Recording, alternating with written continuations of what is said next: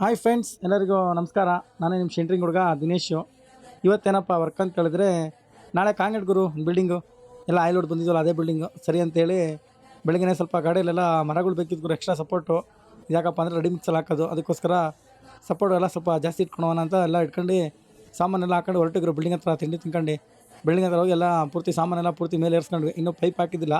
ಸರಿ ಅಂತೇಳಿ ಜಾಸ್ತಿ ಏನಿಲ್ಲ ಗುರು ವರ್ಕು. ಒಂದು ಶಂಕನ್ನು ಒಂದೆರಡು ಬೋರ್ಡು ಮೇಲೆ ಎಲ್ಲ ವೈರ್ ಹೊಡೆದ್ರೆ ಮುಗೀತು. ಸರಿ ಅಂತೇಳಿ ಫಸ್ಟು ಶಂಕ ನೋಡೋಣ ಅಂತೇಳಿ ಚೇರ್ ರಾಡ್ಗೆಲ್ಲ ಹೊಡೆದಿಟ್ಟಿದ್ರು 6 ಇಂಚಿಗೆ.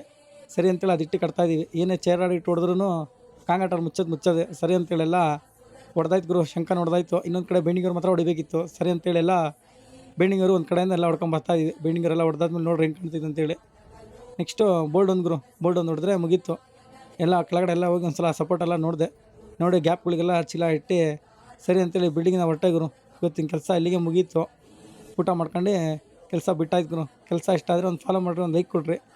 ಮತ್ತು ನಾಳೆ ವಿಡಿಯೋದಲ್ಲಿ ಸಿಗ್ತೀನಿ. ಟಾಟಾ ಬಾಯ್.